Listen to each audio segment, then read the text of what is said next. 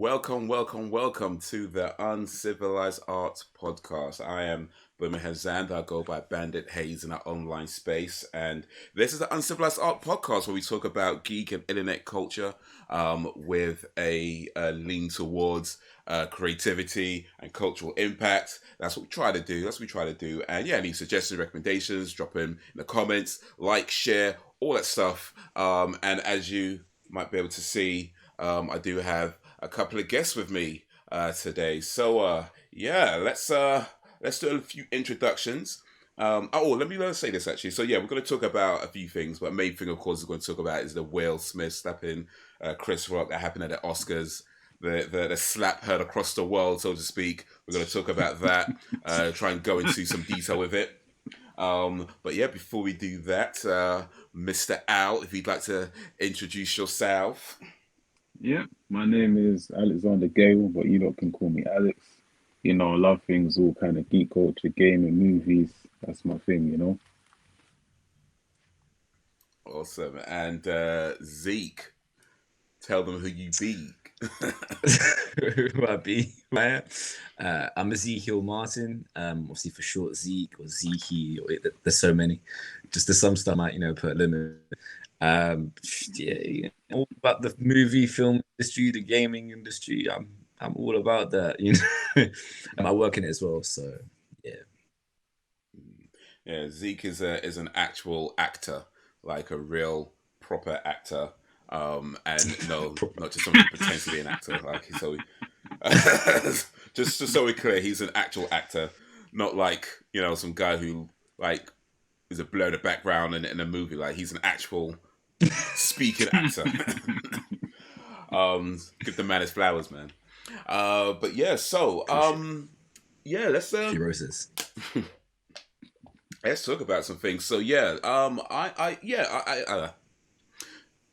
me stop. Let me slow down. Trying to get out of the water. So before we get into the main stuff, Al, what you been playing lately? What you been watching lately? Anything you'd like to recommend to the Yeah. people then? So games wise, I've been playing a bit of NBA 2K. So me and my bro got it the other day. We've been having some good clashes. I'm a Spurs guy. I know they're not the best team, but I've been repping them since I was 10. So I'm loyal to the team, innit? I can see your face, see. Like I was all about Duncan and Tony Parker, innit? Those were my guys. And Of Ginobili, like course. solid guys. But yeah, as of late, kind of like my football team, not so good, like United. So yeah, 2K22, right? yeah, 2K22, yeah. Just to clarify, you definitely might go back to the old ones. Oh yeah. No, like this new one, especially like the PS5 version, playing it, I can feel the difference in the game, man. Like it's so much cleaner. Like the animations and everything, and the gameplay. It's decent. It's a bit slower. As it seems like every new sports game that comes out, it always feels slower initially, but it's fun so far. And What you then been playing on it? Like my career, like so just like it's games. it's mainly just been matches against my bro. I haven't delved into career mode in this one yet, so I've played it in all the other ones. But this one, I've been like, I was about to, but with like work and everything, I've just been like, I need some time because I don't want to just play one or two games. I want to get a couple hours in to start with. And then I don't mind. Once you're drafted, I can play like a little bit here and there. But that's that. But then like the shows, I'm trying to think of the last thing I was actually watching.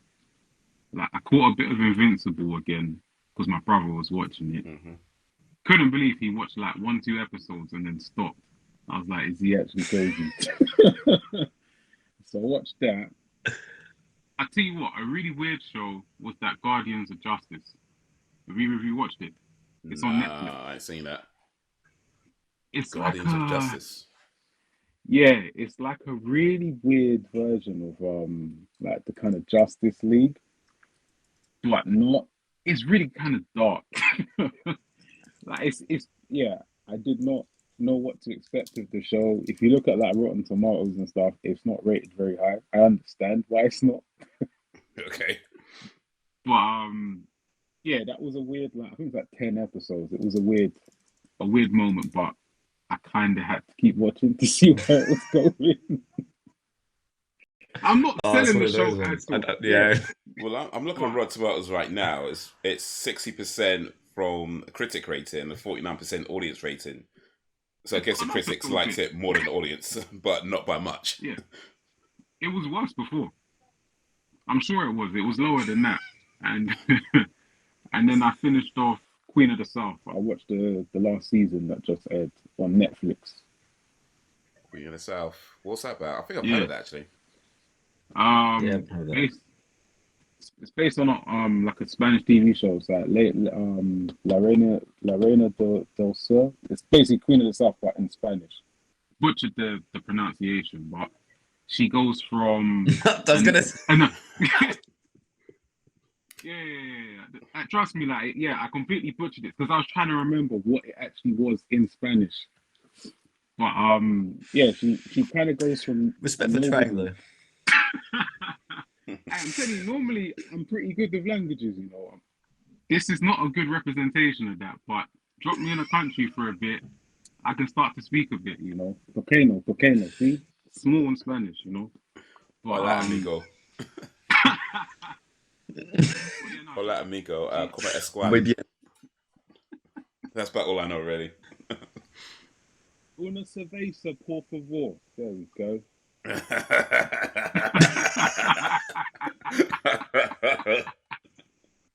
Got to do it with the British accent, Bish mate. bash You know. bosh.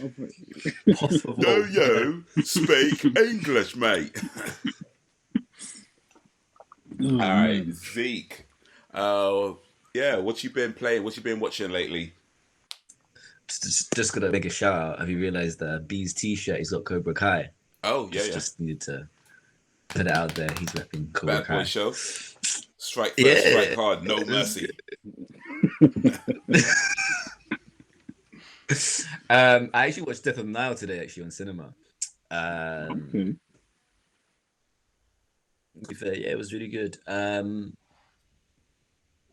Really good. It was good. It was good. I still need to assess the whole thing. I watched Boba Fett. That was not as Okay, good as yeah. Mandalorian. I'm not gonna lie. It was alright. And then I'm also watching an anime called Dota: The Blood. It's like an anime one. It's good on Netflix. Okay. Really good actually. When I watched the first couple episodes, Dota something. DOTA. Yeah, that's been good. Then playing wise, I've been playing Assassin's Creed Valhalla, man. That game's hella fun, but hella long, man. I'm like level 180 or something now. But bro, these side missions, man, like so Too many. much. I'm just like, I want to get to the main missions, but I'm like, nah, I see little. I'm gonna go to that first, and yeah, man. So yeah, whenever you time, just been playing that, and yeah, just been watching those those programs and films. I had to tap out on Valhalla, man. It was taking up too much time. But for real, I'm like, I haven't played it for like 2 days. Just like, oh shit. I felt like there's more as well to it, but I mean, it's still an amazing game. Don't get me wrong, Yeah. but it is very. I just want to get to the meats and stuff. Exactly. So yeah. What about you, B? We've been watching. We've been playing lately. Well, not Valhalla, but another Ubisoft game I did play a little bit over the weekend. Well, on Sunday, which was Far Cry 6. I did a free weekend, so I played quite a bit of it on Sunday, and it was pretty cool. I liked it. I just think like with Ubisoft games in general, though, they do have a tendency to be way longer than they need to be. So far, this one seems okay, but still early days, right? And the free weekend's over, so I'm gonna have to decide if I actually want to buy it or not. But aside from that, I did complete Halo Infinite, which I've been playing probably since they released since they released the campaign mode, which I think was in December. And I've just been playing bits by bits, right? And yeah, finally, I think last week, I completed Halo Infinite. I had a little trouble towards the end with some of the enemies, the hunters. They just made these hunters way harder than they need to be. But you get past that, and Gotta love it's that. pretty much smooth sailing. But yeah, completed it. Got to the end of the campaign, or rather, got to the end of the main campaign, because with Halo Infinite, there's like a whole bunch. It's like an part open world, part story. What's Part linear. infinite, isn't it? So yeah, once you've gone through, say the. What do you call it? The infinite. Took a while to get that one, but yeah. He's the guy that took me a minute. What level did you do it on? I did it on normal, and so yeah, get through. And you that. struggled with the hunters, bro. You know what? The thing is, there's 2 hunters in there. Yeah, you're laughing now, but listen, yeah, there's 2 hunters in there. Okay, let me put it this way: for anybody who's played Halo Infinite, Halo Infinite, let me know about the hunters in the silent auditorium. Yeah, the hunters in the silent auditorium, because the hunters previously, no doubt, like you either got a big weapon or you could shoot them down or whatever. But the hunters in the silent auditorium, they made them way harder than they Clarify, on normal, guys. Not heroic or legendary, but normal. Even, it was on normal. I see, you laugh now. But if you finally get around to playing that game, even on normal, the hunters in the silent auditorium, I'm talking about hunters in any other part of the game, the hunters in the silent auditorium, and I'm going to look into the camera so you can see my eyes. The hunters in a silent auditorium. Yeah. On normal. Yeah, once you play that, then come back and say and try to see if you can make fun of that. I'm so tempted to just give me 2 hours and I'll be back. But yeah, no, I did enjoy Halo Infinite overall. It was a cool game. But yeah, finally got to the end of the story, and then it's just whether I want to do all the side stuff or not. Also, speaking of games, though, I played a bit of Far Cry 6. Played a little bit more of Blood Roots, which is an indie game, which is really cool. Really enjoying that. It's like one-hit kills, so you really got to think about which weapons you use and which enemies you go to first, because you get hit once you die. You hit the enemy once they die, but different weapons operate in different ways. So some weapons are slower, so you might hit somebody, but then somebody might come behind you, and you got time to, things like that. So you got to think about how you attack the enemies and which order and stuff, like all that kind of stuff. But yeah, I'm really digging that game. As far as watching goes, let's see. What did I watch recently? Buffy the Vampire Slayer. I'm watching that still. On season 2, episode 11. I think was the last one I watched. Season 2, episode 11. And yeah, this is the first time I watched it. I never watched it like 25 years ago when it first came on. So just getting to it now, and yeah, really digging that, really enjoying that. Did you guys watch Buffy, by the way, when it was on? Or Yeah. Back in the days, not like episode for episode, but like I saw quite a bit. Yeah. I saw a lot of it. My sister was a huge fan, huge fan. So yeah, I've seen a lot of it. Yeah, it's a pretty cool show. I mean, it's a bit weird. I'm surprised. Hey, what was that? No, I was going to say, I'm surprised none of us have spoken about the game that everyone's been hyping about lately, isn't it? Like, Elden Ring. Elder Scrolls. Oh, yeah. I haven't played it, so I can't say that. I've only got stories about how fun the game is. So I mean, I hear good things about it, but yeah, that's. I haven't played it, so I mean, to be honest, it looks like the type of game that I would like, but it also looks like the type of game that is very, very hard. And it's going to take me a very, very long time to get through.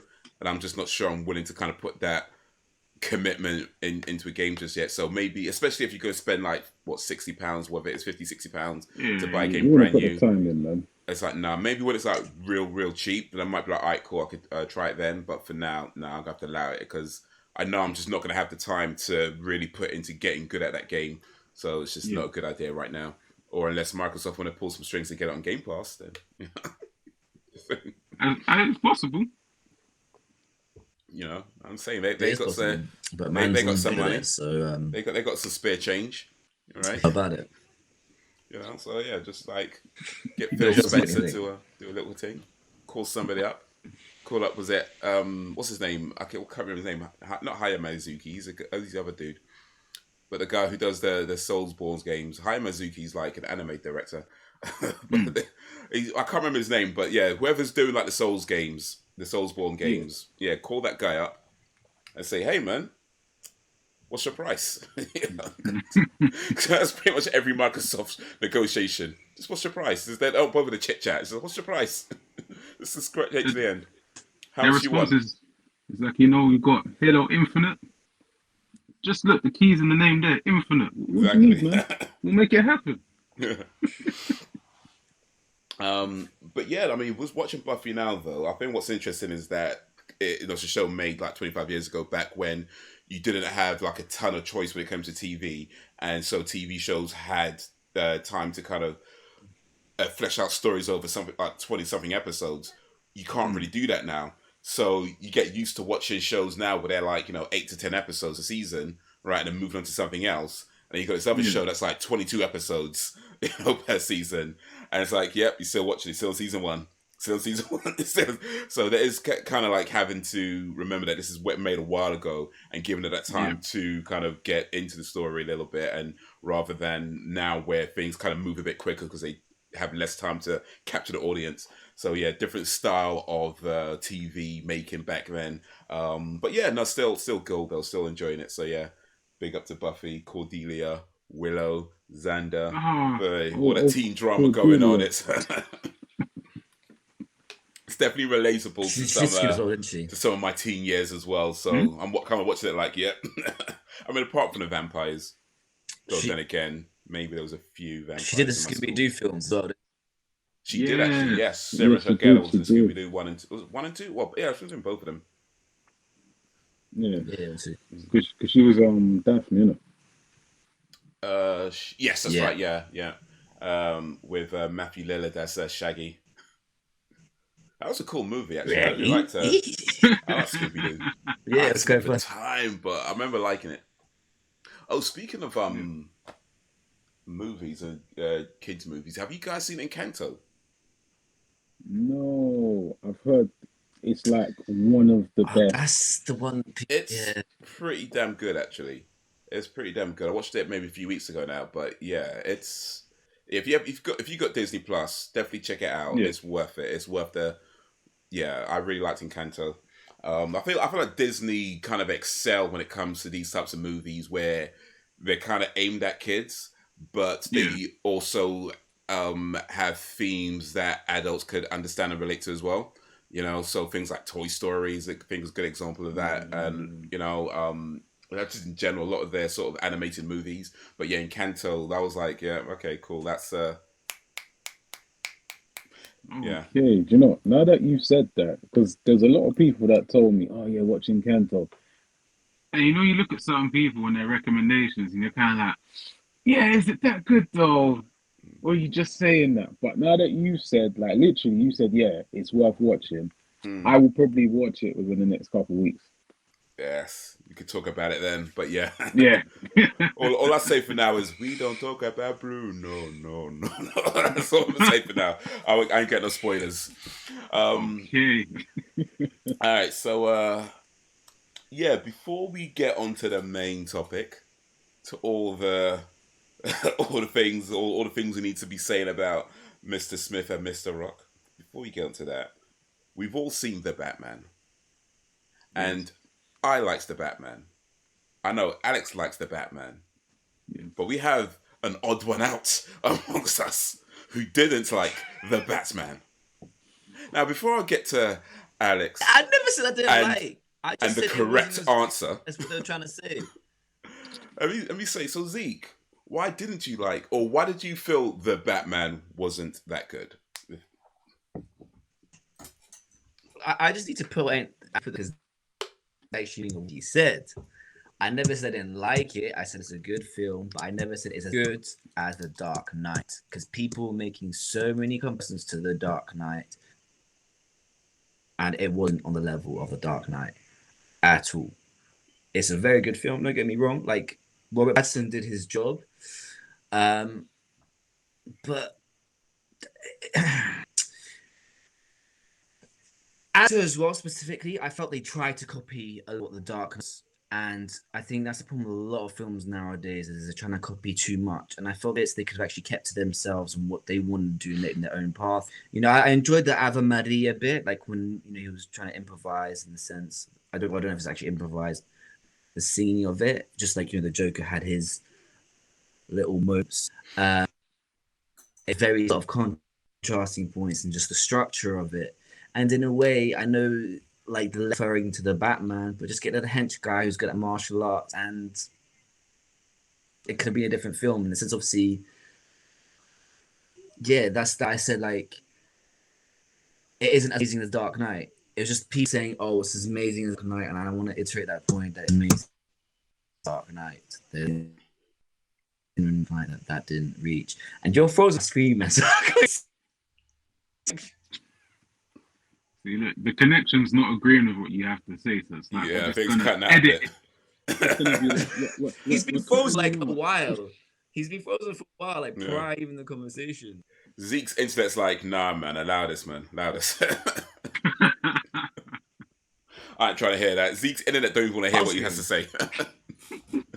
Zeke's internet's like, what's this guy talking about, man? Nah, My mind this frozen thing, man.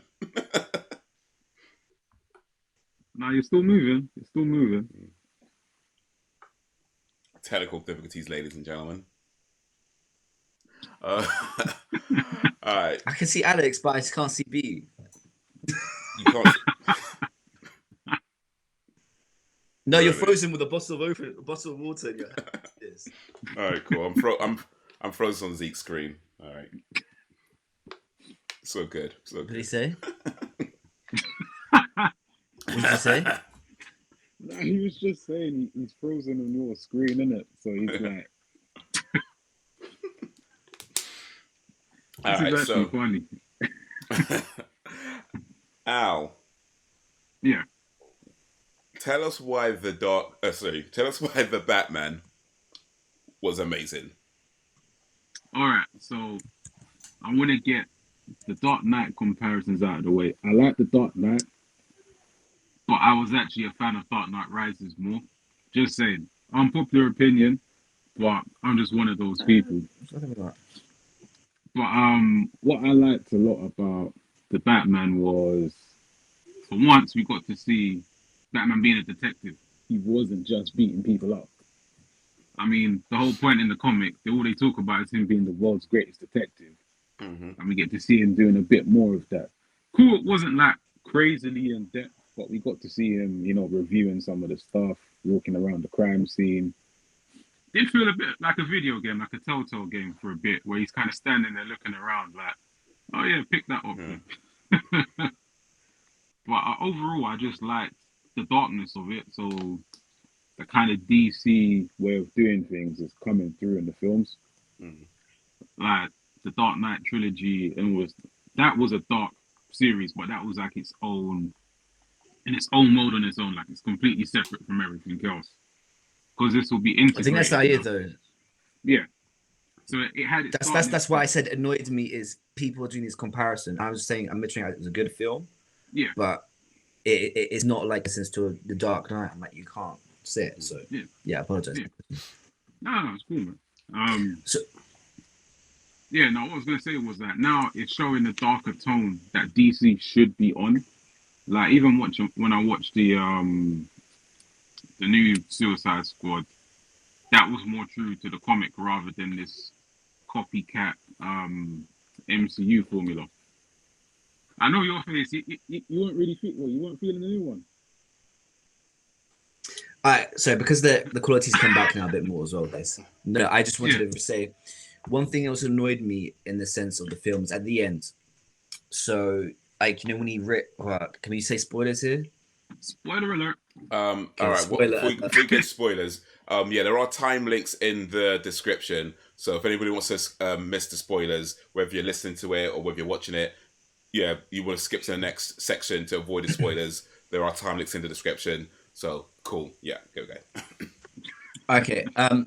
So when he ripped the door off, now this Batman isn't one about strength. Like Robert Pattinson said at the start, look, I ain't gonna be training like that. And I'm like, seeing you as that character as well, your strength actually in that metaphorical reference shouldn't have been like that at all.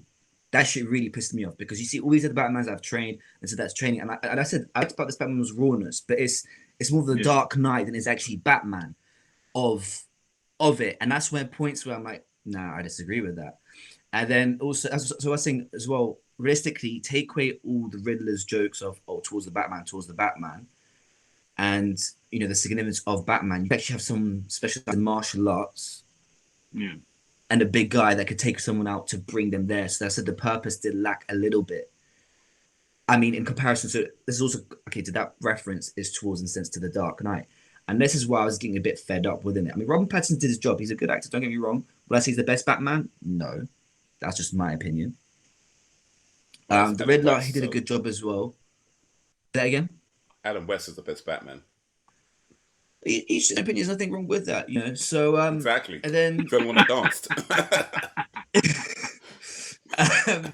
and then there's something about there's Catwoman as well. I need to in my head, but like in a sense that was just like an outline. I said it was a good film. I'm not gonna say it's an amazing film now because obviously you brought up Suicide Squad. Yeah. I just want to reference back to that. I'm sorry. A giant octopus, starfish, whatever. Yeah. It was. As an enemy. That was a bit ridiculous. Yeah. It was, but you know what? I thought I'm that sorry. fit the film. I think there's I felt that fit the film. bruh. It's bruh. Okay. It's Elba. I liked his storyline. He's a great actor. I was like, I liked him. Don't get me wrong. There's points where Margot Robbie, I didn't feel like they did justice. There was points like compared to what she did in the Suicide Squad, I didn't feel like she got her right role amount within it. She was kind of like an afterthought.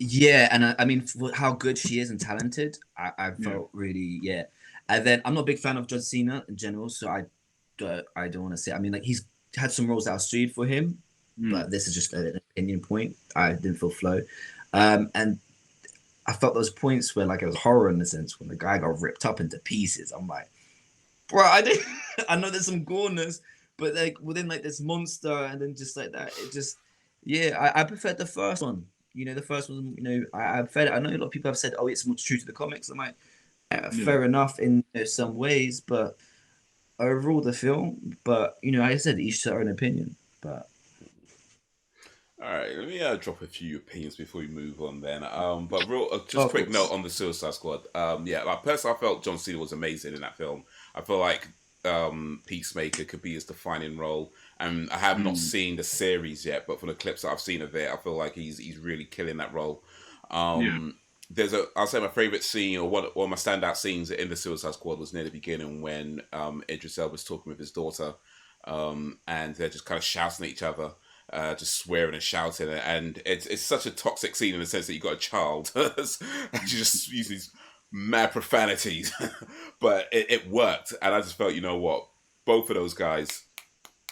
Gotta give it, but the Batman, I really like the Batman. I thought it was excellent. I thought it was superb, amazing. I like you said about the detective, seeing more of that side of it. I thought that was really cool. Paul Dano as the Riddler was amazing, like that dude, and that scene when he's with Batman and after they call him and he's saying Bruce Wayne. Bruce Wayne, and you're just standing there like, does he know? Oh shit! And you're looking at Batman. He's thinking the same thing. Does he? And he's looking to the cameras, and the whole thing is so intense, And he's just like, because we're thinking, does he know? He's thinking, does he know? And he has to like kind of keep his cool, because like if he does anything, he might give away something, and he knows that. But it's just so intense. It was just so. And then he gets to the end, and he kind of realizes, no, he doesn't know. It's like, oh. Oh, but I thought that was a great film. I mean, the Dark Knight comparisons, I feel personally is like they're different movies. Each iteration of Batman's doing something different. So I feel like as much as you can compare them, it's not always going to be worthwhile because they're not trying to do the same thing. It's like, Batman, the Christian Bale Batman wasn't trying to do the same thing as the Michael Keaton Batman. Michael Keaton Batman wasn't trying to do the same thing as Adam West Batman, and so on. They're all doing different things. I mean, yes, they're all based on Batman, but Batman in the comics has changed so much throughout the years as well. So it's like, you could always be like, oh, he did this, he did that, he did this, he did that. But it's, then you got Lego Batman, you know what I mean? They're all doing different things.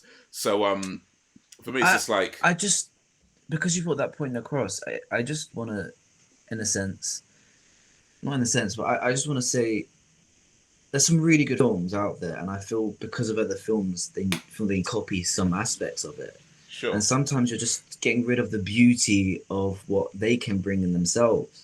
And I felt there's points there because of the rawness that they could have, I thought they were trying to copy The Dark Knight, and understood why people were making those comparisons. Whereas if they kept their own way, I thought, it could have been, in a sense, a lot. I not a lot better, but better. Dark Knight when it comes down to it. I really don't think that. Well, I mean, Dark Knight did something at the time. Well, say Batman Begins really was doing something at the time that most people were never thinking of. You could, as a Batman movie, you could do, just taking it to that kind of level. And then by the time Ben Affleck came along, they just took it in a different direction. I think with this Batman, they're not really trying to copy the Dark Knight. I mean, yeah, of course, there's going to be things that's similar because at the end of the day, it's still Batman. But yeah, I don't think they were looking at that and going, "Oh, what did they do? What did they do?" I feel this version of Batman is probably more closer to what Joker did, like Todd Phillips' Joker. You know what I mean? That kind of universe. I mean, they're not connected, by the way, not officially at least. But I mean, apart from DC and that kind of thing. But in terms of the tone and theme, it's very more similar to. I feel it's very more similar to that, right? But yeah, the Batman Begins, Dark Knight, that was cool. That was great. That was amazing. I think the Batman, though, I feel like they were doing something completely different. Especially, yeah, he's not. I mean, he's not physical, but he's not as physical. He's not buff Batman. In fact, he spends more time in the Batman suit than he does as in the Bruce Wayne suit, I believe. Like, I feel it's significantly, like, as Bruce Wayne. To my memory, I don't think you see him as much as Bruce Wayne. And when you do see him as Bruce Wayne, he was a very different Bruce Wayne than that we've seen him in Batman movies. Like, he's not, super, let's say, confident and, well, maybe not confident is the right word to use, but he's definitely showing more pain that he's carrying around than we've seen before. Like, he's not like where Ben Affleck was kind of like, yeah, I'm Batman, I'm rich, He wasn't like Christian Bale, where he's more like, I'm going to put on a facade that I've got it all together. He was like, nah, I'm hurting. When I'm Bruce Wayne, I'm hurting. Yeah, but that's also different. The different points of Batman, in the sense of it was it wasn't like the Batman trilogy, for example. There's points from when he actually first became Batman of the training and stuff. Here was obviously the rawness, and that's when it got the taste. It wasn't further later on as well. So I don't know how they do later on. So it's obviously it is different time stamps, but it's just I get what you're saying. And you are right, maybe they did, maybe I'm misreading it as well, but I'm saying for acting perspectives I did feel interrogation scene. I mean, it was a great interrogation scene what they did with the Riddler and Batman, but then there was also the Joker scene and Batman as well, and then there was a few other things regarding lights, but I'm just understanding what the society in a sense is bringing it. But I'm seeing the points where I felt as an actor, I felt, keep going, or try something a bit different, or at this point. Yeah. So, excuse me. I don't know. As overall, as it was a good film. I don't like obviously things always comparisons, but I guess they do because, like you said, there's other Batman films to compare on. There's comics, there's an outline, there's a fundamental for it all. So you can't help but compare. Exactly, and that's one thing I'm living this in the past because I'm so attached to it. But because you're bringing it up to that, they put the expectations. So all this, in a sense, is obviously my responsibility and my responsibility, and obviously how I'm perceiving it. I mean, I guess in the end, when it comes down to it, we naturally compare, even though we know that we shouldn't. With all kinds of things when it comes to that, that you shouldn't compare yourself. You should compare this, shouldn't compare that. But I guess it is a natural thing. That being said, Adam West is the best Batman. Let me just leave that there because Adam West is the only Batman that beat up a shark. No other Batman ever beats up a shark while hanging from a helicopter. Adam West, bulletproof vest. He ran places because he was fit. I'm just saying. Adam West, best Batman, easily. But anyway, let's move on to the main topic of the day, and I'm just get a few things on the screen to show the people who have the YouTubes. If you're not watching and you're listening, I'm just putting an image of Will Smith assaulting Chris Rock at the Oscars on screen. But yeah, so just kind of recap what happened. Chris Rock was presenting an award for the best documentary. He made a few jokes, I believe, starting with Javier Bardem and his wife Penelope Cruz, and then going into it's Penelope Cruz's wife. I then just made it up in my head. I think it's Penelope Cruz. Sorry if I got that wrong. My bad. But anyway, but yeah, he made a few jokes about Javier Bardem. Then he moved on to Will Smith and Jada, and then the joke that sparked it was when he made a reference about Jada being in G.I. Jane 2, because if you don't know G.I. Jane, and yeah, it's an old school reference, by the way. So I'm sure everyone didn't get it, but yeah, G.I. Jane was a film back in the day with Demi Moore where she plays. I haven't seen it. I haven't seen the film, but just what I know of it, she plays like a soldier, an army military personnel, and at some point in the movie she shaves her head. Yeah, with the wow. That's yeah, she shaves. Yeah, I had that ready. I had that ready. I was like, yeah. Is that what you use for your head? I do actually. Not that brand, but I do use that. Yeah, that's what I use. Do you guys not go to the barbers? Just do your yourself. I haven't been to the barbers for years. I line myself up with my beard. The rest of the fade, I get my barber. I'm kind of bougie though. He comes to my house. Oh, okay, yeah. Make him come to you. Damn, boy. But yeah, so now initially it looked like Will Smith laughed at the joke. Right? Initially it looked like Will Smith laughed at the joke. And then maybe about 5-6 seconds later, Will Smith gets up, walks over. Chris Rock is still in good spirits at this point, and then the smack happened. The smack heard all around the world. And here's what I'll say about this actually. Let me just show real quick actually. We'll put the video on. You won't see the video, but okay, no, maybe he did. I was about to say that Chris Rock didn't stumble when he got hit, but maybe he did just a little bit. Just a little bit. But yeah, he definitely didn't cry. He didn't lose his cool too much. He kind of kept it going, as best as he could. He just got smacked in the face. You're surprised, right? I think all things considered, Chris Rock handled it very professionally. But yeah, what do we think of the smack? What do we think? Because I've seen a lot of different opinions, a lot of different things coming out. A lot of things people saying, but before I ask about those specifically, Al, what did you think of the incident? So, when I woke up this morning, and as you do, you open up socials. All I'm seeing is Will Smith. Was it yesterday? Yesterday, yeah. It was yesterday. Yeah, time just gone. Yeah. So when I woke up before I went to work yesterday, I'm like, what's going on here? And then I look at it. So the first thing you see is him slapping him. So most of the time it's out of context. And then seeing the longer clip. But I'm not fully convinced it's the 100% real. It looks quite staged. The only thing I would say is maybe, it was planned, but maybe he went a bit too far. So he was a bit more pissed off than he was supposed to be. But I don't know. I had zero interest in the Oscars. Still do. Well, yeah. But it made me take notice. I actually forgot it was on that night. So I think the most I remember was my mom saying, "Oh yeah, the Oscars is on tonight." And I was like, "Oh really? Yeah, don't care." Then I wake up and hear the craziest thing that's happened. But yeah, no, he took the slap, he took it well, and the fact he said this was like the biggest moment on TV. Mm. I mean, as of 2022, he's not wrong. Yeah, It's the most talked about thing of the year. yeah. I mean, forget the worldwide crisis, recession, all of that. Let's talk about Will Smith slapping Chris Rock.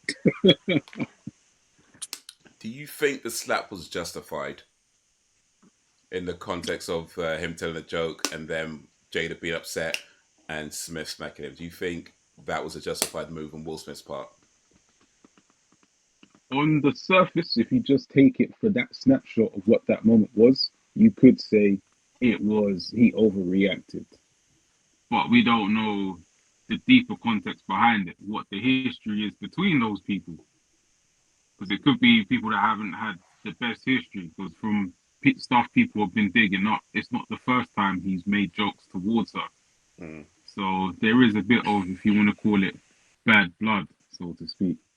But yeah, as a snapshot in that moment, it seems out of completely mad. Like, wow, that's a bit much. You could have had a word. He could have shouted from his seat like, "Loud, move on," innit? Like, no more jokes. But if there's more to it, and he's been, jabbing. But as it is, Will Smith's been mocked for the last 2 years. So most people say, "Oh yeah," if it was, I guarantee, if it wasn't Will Smith, people would have said, "Yeah, he did the right thing. He stood up for his wife." Because of what she's done to him publicly, people are still gonna cuss him and say he's an idiot. Which I've seen a lot of the comments. Like, Yeah. it's like,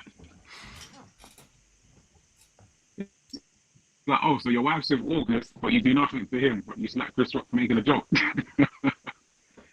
Like, yeah, he can't win. He can't. It was basically a lose-lose situation. If he did nothing, she would have been mad. He's done something. He looks like he overreacted. So, Okay. yeah, well, it was between a rock and a hard place.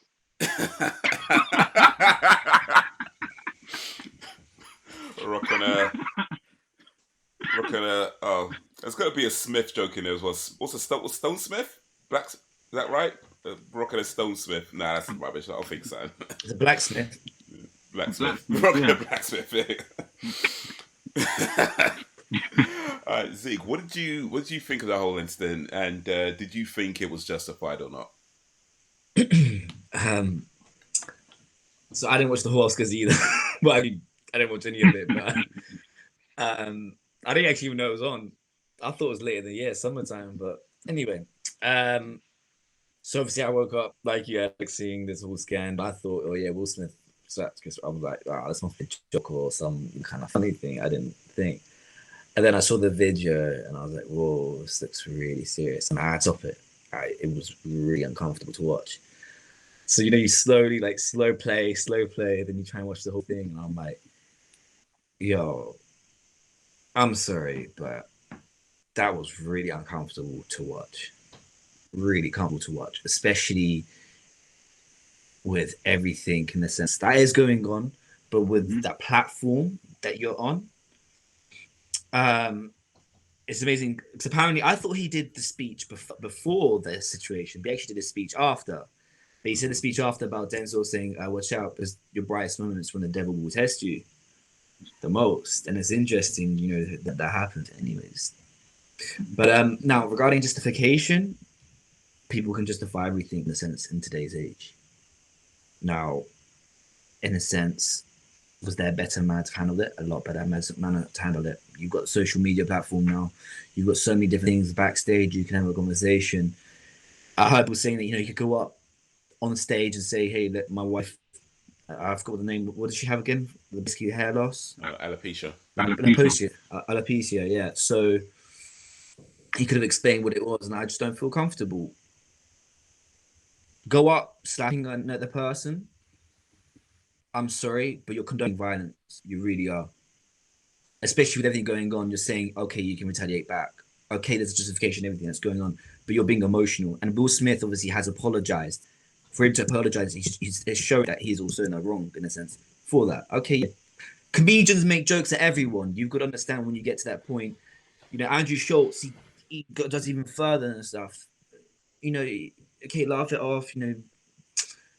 I guess at that moment, he didn't want it. He was emotional. He could have. There was a better way of handling. He could have shouted. Then he got emotional after and he said, "Keep my wife's name out of your effing mouth twice. Effing. I'm like, you've really just slapped him, and then you're doing that. And especially with everything that's been going on within it, there was a better way to handle. Now, obviously, you saw Jada was serious the entire time. Was trying to, laugh it off. I don't know if she told him to do it, or he did do. He saw her reaction and he did something. I don't want to say it, but who you have as your partner is a big reflection of yourself. So you got to choose wisely. And also, she talks about I listened to her podcast. And I got a lot of respect. I had a lot of respect for her for when she said, "Don't be a victim of the things that you've gone through." I think on the table talk or something. And I'm like, all right, you know what? She's preaching the truth. And of course, she's going through that situation. She's right. We're all human beings and emotion, but you're being the victim there in a sense, and slapping another person the victim. You got to give credit to Chris Rock for actually continuing. He could have actually hit him back, just caused a scandal. He could have walked off stage or something, but he was professional. Continues that, okay, cool. He could have insulted him back, but he continued. So, I mean, yeah, there was reason within to do it. Was that the right place? No, because kids are watching that. I was uncomfortable watching that. Speaking to my friends, they were uncomfortable watching it. So many of the people watching it, there are different ways to back them up. You get on the street, someone could pull a knife on you, or like a gun, like wherever you're at. That's not the way you diplomatic, and especially for the platform you both have, like Will Smith, Chris Rock, etc. There is a way you could have appointed that. He could have said something else. He could have shouted. So it was a very uncomfortable situation. It's very disrespectful in that way, no matter what. And ultimately, our emotions are going to go up and down. Of course, we have the right to feel, but we've got to be careful what we do with it. Yeah. No, I think that kind of covers a lot, actually. And I mean, what I'd say is that, especially sort of looking at Will Smith's apology and, what he said in there, I can totally understand how something like that happens. And especially as you're saying, Al, about, being ridiculed for the past 2-3 years or more, probably even longer than that when you consider his rap career and that kind of thing. So you've got somebody who's been the butt of a joke or been ridiculed or made fun of for a long time, and for the most part has kind of took it, acts like everything is okay, and this, that, and the other. And there's a point, there's only so much you can get pushed before you push back. So I guess this was like the straw that broke the camel's back, so to speak. Like the joke itself, I felt wasn't really mean. It didn't seem to. I mean, I understand she got alopecia, and I understand, there's a whole history of black women in here. We'll try and talk about that in a bit as well. But the joke itself, see you in G.I. Jane 2, like it's a very tame joke. So for him to get up and go hit him over that, it's kind of like, yeah, I get it. There's things that were boiling for a long time that led to that moment. So I understand that's how things like that can happen. And I'm sure we've all been in similar situations where you just kind of felt like you're frustrated, you're pissed off, and then your kind of emotions kind of take over and you lash out in some way. Now, that being said, as much as I understand how something like that can happen, I don't believe it's justified. Because the bottom line is, it was a joke, and even if it was meant in the meanest way, it was still just a joke, which means like you say, you can talk to somebody, you can maybe after the show to say, hey, look, about what you said, let's talk about this. Especially they're friends, I believe. They've been friends a long time, you can talk to somebody. So just get up and smack somebody with no warning, I feel like you can't really justify that. What's interesting to me, though, is over the last maybe 3-4 years or so, however long the Red Table Talk's been around, especially, the Smith family has kind of built this brand around themselves about, dealing with past trauma, about being open, about, therapy, about, it's working on yourself internally and all these kinds of things. And they've kind of built that. I think even the book that he was talking about when he was doing the best version of, was it Best Shape of My Life or whatever, he was talking about stuff that he's been through in his life. So it's like, okay, you got to promote this self-awareness, therapy, seeking, internal help, lifestyle. But then apparently you haven't been dealing with your own internal issues. If this is something that's been building up by his own apology, this is something that he's felt frustrated for a while. So it's like, either you're not taking your own advice or therapy doesn't work. You know what I mean? Because it's the math ain't mathing right now. You know, if this is something that's been building up inside you, if you know that you've been frustrated about being a butt of a joke or whatever for all this time, and at no point you thought to yourself, maybe I should get therapy after telling the whole world they need to get therapy, bro, come on. So yeah, it's kind of like, I mean, it's also like not surprising to me as well, because I feel like celebrities in general often promote things that they don't do themselves. So it's kind of like, okay, yeah, just another celebrity thing. Like, whether it's to make, I don't know if it's to make money or if it's to make themselves look good. I don't know. I don't particularly care either way. But it is very much the celebrity thing to promote, whether it's a product that they don't use or a service that they don't use, or in this case, apparently a lifestyle that they don't follow. You know. So yeah, that's what's interesting to me, that you have this whole brand about self-awareness, and apparently you're not really living it. You know. But there's some of the things that came out of this, and I think one of the biggest things that came out of, at least that I saw anyway, there was a lot of people that talked about this as a race issue, and the reason for that, or some of the reasons for that, were that Chris Rock told a joke in front of a mostly white audience, the joke concerning Jada Pinkett's hair loss, and that black women have a history of hair discrimination, and because Chris Rock had a documentary a while ago, a good hair documentary, he's someone who should know that, and regardless of whether he knew about alopecia or not, he should know about sensitivity around black women and hair. Let me start with a white guy. Do you think this was a race issue? I haven't researched enough, because I've heard that Chris Rock has made hair jokes previously regarding like reuse and other kind of stuff. So in a sense, I'm not researched enough to have made it strictly.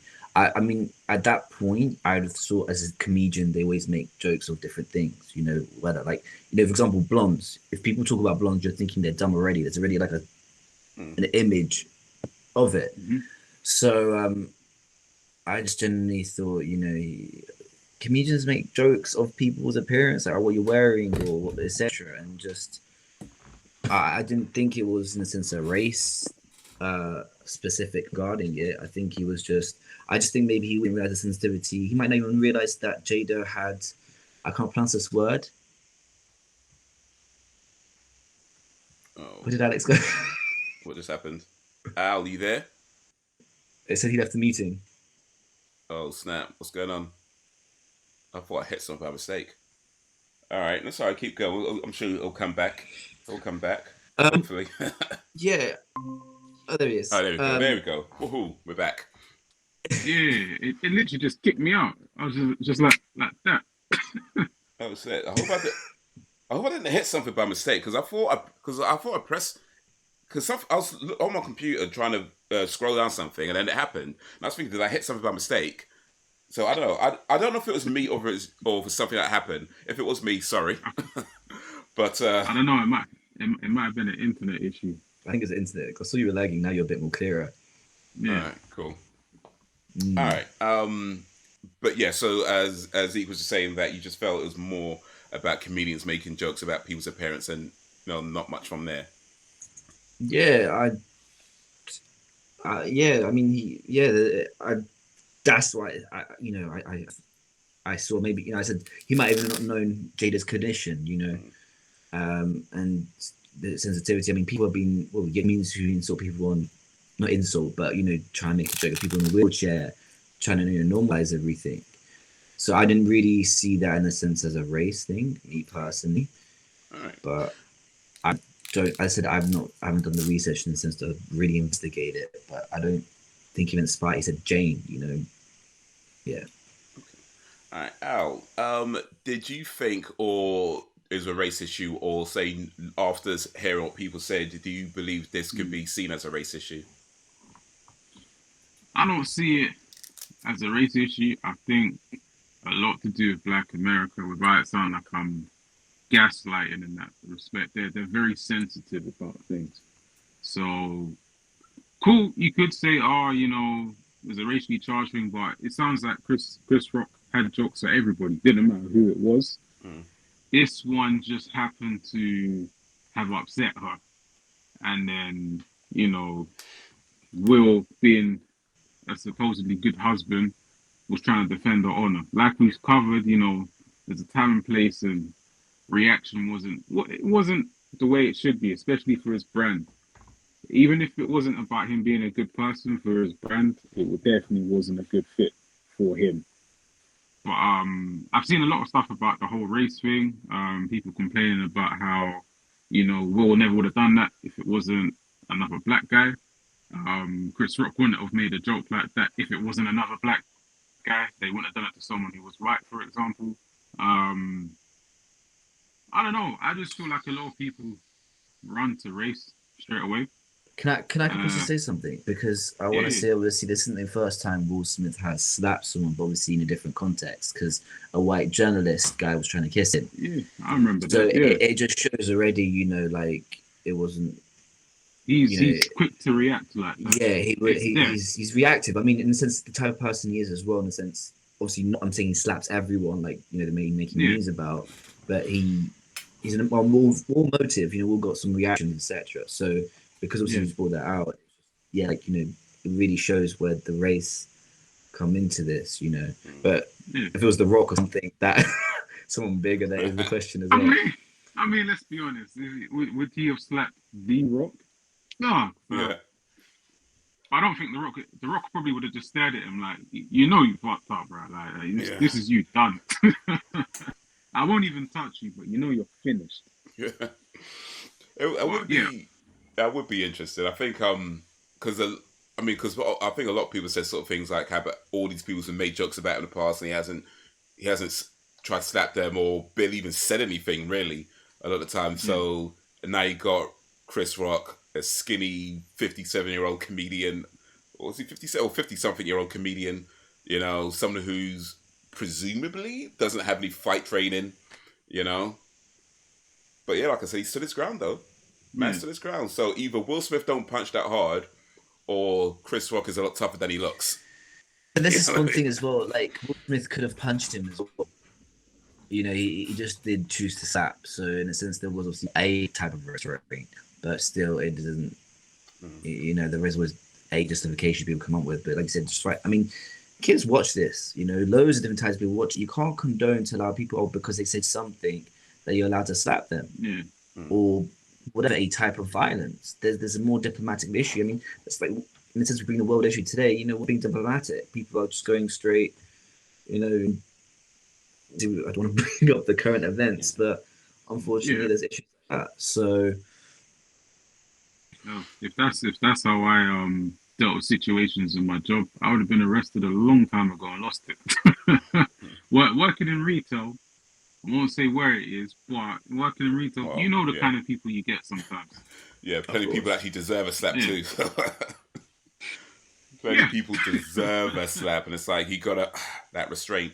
That's actually something that came up about sort of privileges that some people have. But let me come to back to that in a sec. Just want to say for now that in regards to it being a race issue, like I feel like that's a stretch, and I don't mean that there isn't a conversation to be had around race, because black women have gone through around hair. I'm sure you've heard stories about, you know, certain types of hairstyles have been frowned upon or told that they can't have, that tend to be more sort of black women hairstyles that get sort of banned in the workplace and stuff along those lines. So it's not made up. It's not a non-issue. It is something that needs to be talked about. It's something that needs to be addressed. I just feel like this isn't it. You know, I feel like that's more of a conflation. I think there's people who are seeing Chris Rock as a representation of all the people who have made fun of them, you know, when about their hair or about something they did, and they're seeing Will Smith as like the defender that came to protect them.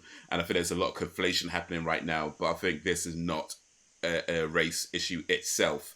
Like I said, it's a conversation we had around race, certainly, but I don't think this is our thing. Ultimately, this is just what it was. Somebody got pissed off and hit somebody.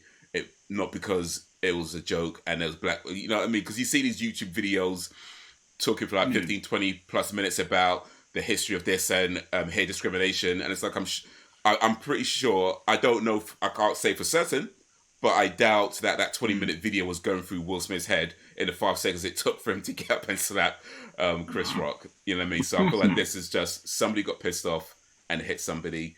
That itself is the understandable bit, but like I said before, I don't think it's justified.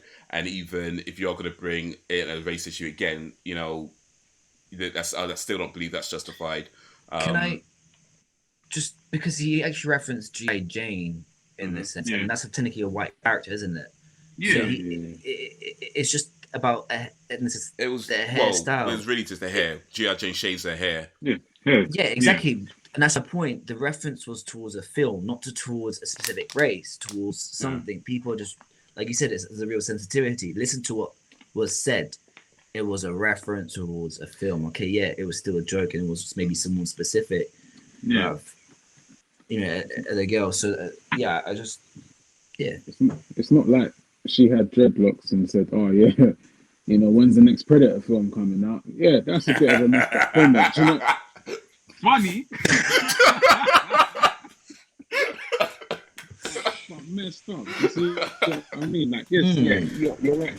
By the way, I should probably point out for anybody who might not know. And that's just like, let's just say real quick, if I laugh at a joke, don't take that to mean that the joke is not offensive. I laugh at bad shit. Like, I'm that guy. So don't be looking at me like, oh, black guy laughed at that joke, that means it's okay. No, I laugh at the worst shit. Okay, so I want nobody taking my laughter as a way of saying, oh, it must be fine to me. No. I'm messed up. Disclaimer. I need therapy. Bro, I need therapy, okay? So but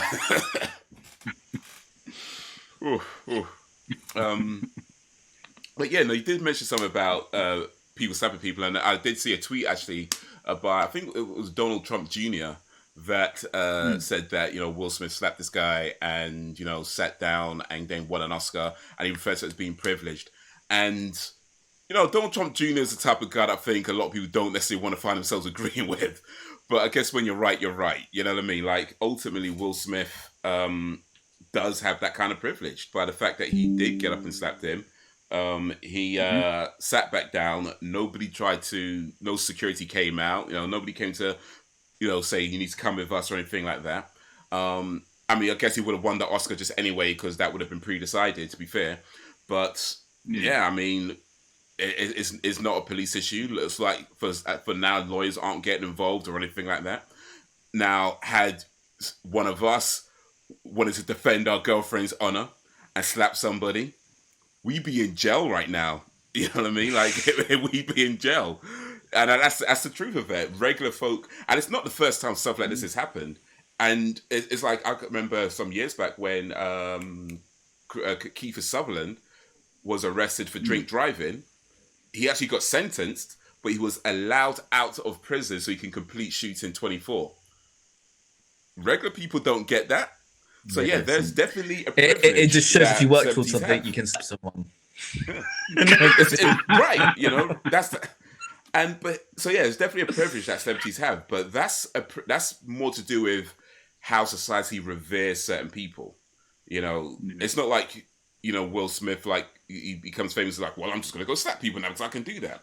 That's more to do with how I think, like, say, regular society in general, we revere a lot of these people. Like, we want to see the next episode of 24. You know, we want, you know, Will Smith in the next movie. So we revere people to a point where we're okay with certain people getting away with certain things, you know. And I think part of that is where you see certain people trying to justify what he did because we're okay with it when it's a certain person. So yeah, there's definitely a privilege that celebrities have, and that shouldn't surprise anybody. You know, that is old news. So like, yeah, Donald Trump Jr. said something that I agree with. There you go. That's how you know it's been a crazy week so far. There was something else I wanted to... Oh, here we go. I wanted to bring up. So regardless of whether you think the slap was justified or not, let's put it to the side for now. Just in general, when it comes to telling jokes, like, because I don't believe comedians have, you know, carte blanche to say whatever they want and call it a joke and everyone has to be okay with it. I think ultimately you do need to be responsible for the things that you say. So when do you feel a joke stops being a joke? Like, at what point do you feel like it's like a comedian on stage, they're doing their routine, and there's a point where you feel like, no, this is just not funny anymore. This is just not a joke anymore. This is serious now. Where do you think that point is, Al? Zeke, you're too quick, man. You're too quick. I'm thinking that's that white privilege.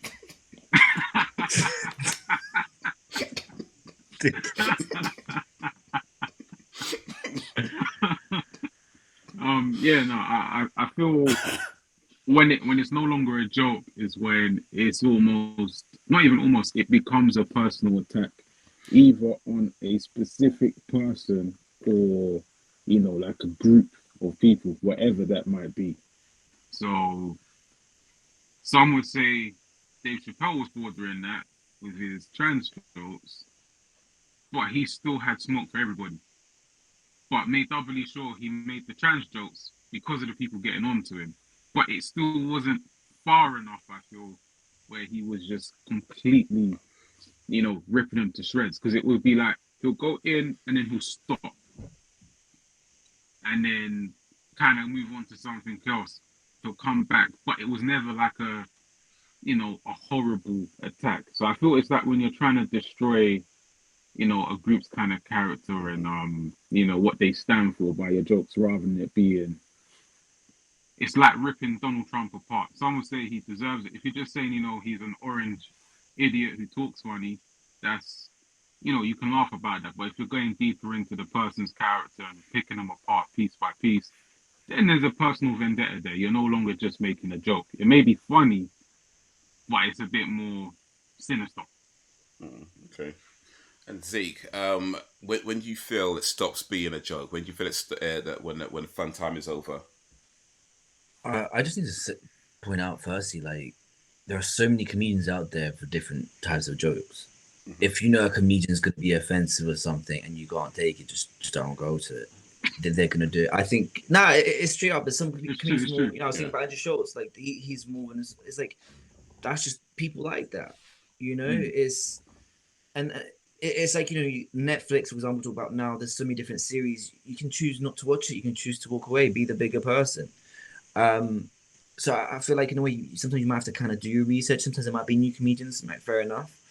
But if a comedian I find it might be staying to one race the entire time and on consistently, and I'm like, I'm questioning it. But I feel you need to have a balance of really everything to show, you know, like it's not, you know, specific.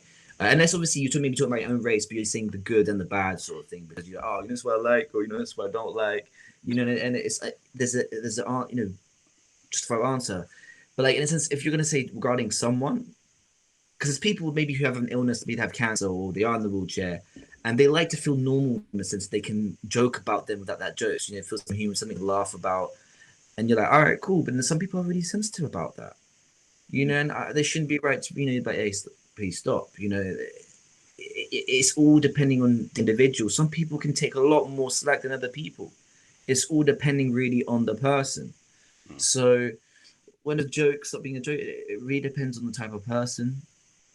You know, everyone's got their own preferences, like food. You know, not everyone likes meat. Not everyone likes, you know, being vegan, etc. I mean, there is these options now, but there is a point where, you know, you can. They've put it out there, so there's a way you can actually put it back out there. But they didn't do it in the sense of physical force, just because obviously this was the topic I highlighted in the sense. In a sense, you know, you give back in a sense. You be prepared if you put something out there that you'll return that way can come back to you. Okay, yeah, I think that I can agree with that. I think there's definitely going to be a lot of nuance when it comes to these sorts of things, and it always will be. And you know what you said about different comedians for different audiences, and certainly if there's a type of comedian that isn't to your taste, then yeah, probably best you don't go to those shows. But I'll say, just as a general kind of thing for me, is like when it stops, when a joke itself is an insult. And what I mean by that is every joke has like a setup and a punchline, right? Or pretty much most jokes have setups and punchlines. and then the Guys, by the punchline. way, this guy's a stand-up comedian. So this coming from a comedian to listen specifically because gives you the setup, and we understand the construct of it. I was on a few open mics. A few, hey, that's good as well, man. This guy's hilarious. Honestly, check his shit out. Jokes, man. You got jokes. Yeah. Jokes for days, hates for days. You know what I'm saying? So yeah, set up a punchline, and then the punchline itself ultimately has some kind of message to it. So, for example, the old sort of English, Irish, Scottish jokes that people used to say, and then the butt of the joke was that one of those races is stupid. Where you get to the end of the joke, they've done something stupid, and that's a joke. That's an insult because you just effectively call a whole bunch of people stupid, or inferred at least a whole bunch of people are stupid. So I feel like if the punchline itself is inferring in some way some kind of negativity, that to me is when it stops being a joke and is more of starts becoming an insult. Now, of course, you can still find those funny, depending on what your feelings are towards those sorts of things. But the joke itself was intended to put down a group of people or a person. So if the joke lands on something benign or whatever, or something that is neither negative or it's just a thing, or maybe it's something positive, you know what I mean? I feel like those are fine. One of the problems I think we have today is that oftentimes people assume it's going to be a negative outcome just because they've heard maybe certain words or certain things, or because it connects to a particular thing. The assumption is that it's going to be negative. But when you actually hear the punchline, it's like, well, what's negative about it? And in the case of this case, what's negative about being in G.I. Jane 2? What's negative about having a shaved head? There was no inference that is a bad thing or you should be ashamed of that. So to me, I feel like when a joke does that, when a joke infers some kind of negative connotation, that to me is when it stops being a joke and starts being an insult. Yeah, I get that. Because I was just trying to think in my head. And I was just like, because he just said about the film, had he said something, this literally just occurred to me. It's like if he said, there might be an empty patch there for an award. You could hold an award, like, the patchiness in the head. If he made direct references to the alopecia, then cool, that's bad. But it was just a shaved head. Yeah. People are going to take it the way they want to take it. We live in a society where, it's people love to be offended. Yeah, it's about perspectives, something to talk about, and it's just their perspective of how they felt regarding it. It's not like it's not justifiable, but it's like do your research, instead of judging a book by its cover. Yeah. Look at all parts of the story, and then don't just go straight on an emotion basis. There's logic for a reason.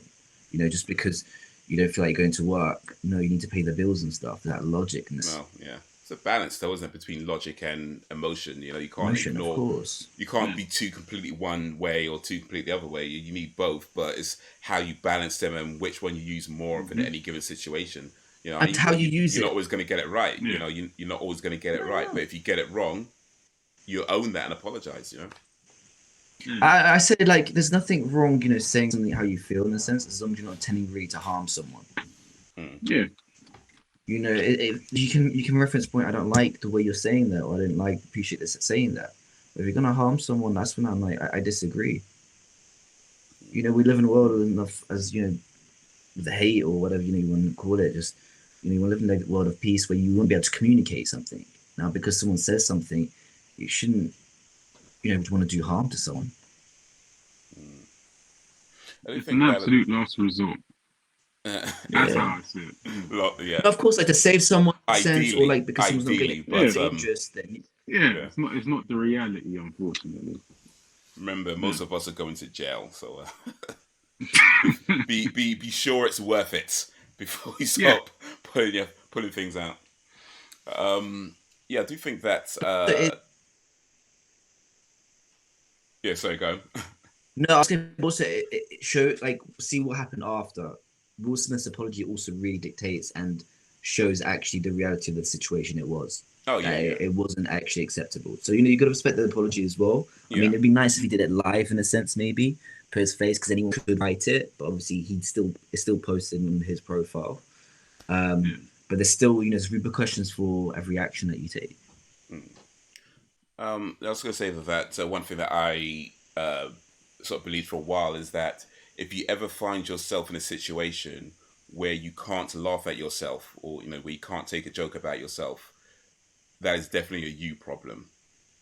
And I know that firsthand. I guess we've all kind of been there by the nods.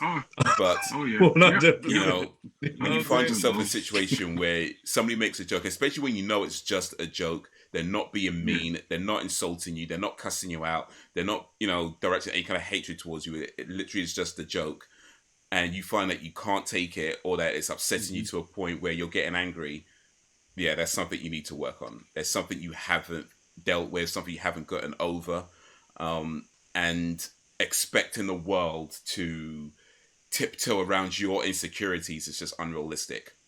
So yeah, I feel like anytime you find yourself in a situation where you can't take a joke, and by the way, I'm being clear, a joke, not an insult. You should never take insults. Big difference. Big difference. But if you find yourself in a situation where you can't take a joke, yeah, I think that is a you problem, and that's something that you need to figure out. Yeah, I got a question for all of those that were really upset or said this was racially charged, which I think is a bit crazy. The question I have is, were you triggered? I already know the answer to that. It's yes. And then the next question is why? Once you work that out, then you can see, maybe let's look at this from a different, like you were saying, Zeke, about perspective. Then you got to look at, because most people just look at it from the point themselves, I was offended, so that's offensive. Blanket, I don't care. Everyone should be offended by this. So, yeah, that's the question I put out to those people. Were you triggered? Yes. And why? Yeah. Once they work that out, then they can see, all right, was this actually as bad as it was? So it sounds like in that respect. You should have the third question of, were they trying to trigger you as well? Yeah, what was the intent? Because intent does matter. Intent the intent was to make you laugh, wasn't it, in a sense? Yeah. The intent as a comedian is to make them laugh. It wasn't to get a wrong reaction out of it. Yeah. Yeah. Right, you said the third question is like, what we think so much about ourselves, we don't think about what they were trying to do as well, because it's not always the meaning that they're trying to do. Like, another thing from different cultures, people can't translate words. I'm not saying this specific, but I'm saying an instance they don't know how to translate words, and it came out in a rude way, but they didn't mean it rudely at all.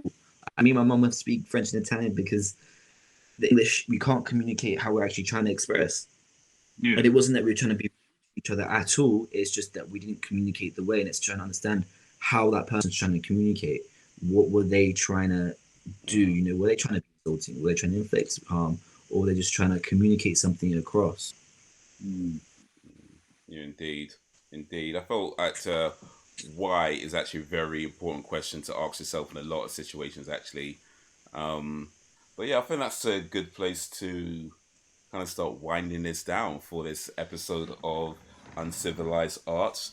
I'd like to thank my esteemed colleagues, Zeke, Al. I think I got that right. Yeah, cool. Am I putting in the right direction? Yeah, awesome.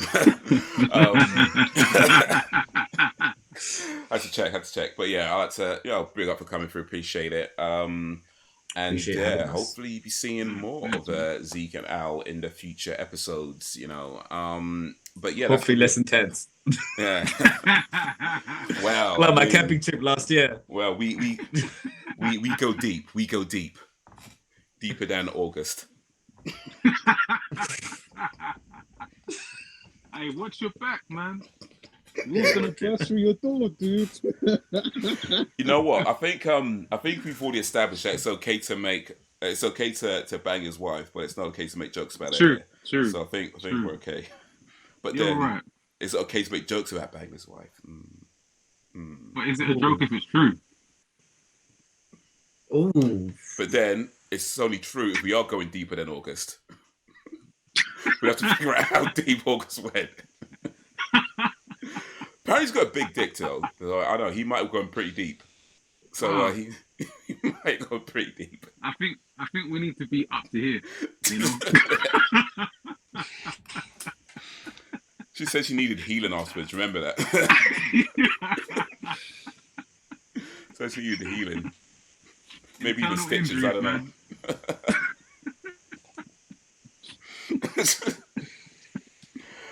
Anyway, but yeah, that's yeah, I think that's a good place to start wrapping up. Just start winding down. And yeah, look out for the next episode, whether you're on Spotify or YouTube, and hopefully on other platforms in the soons. But that's gonna be all for now. So till whenever, if ever, peace. Peace. Much love. Oh yeah, like, share, subscribe, all that stuff.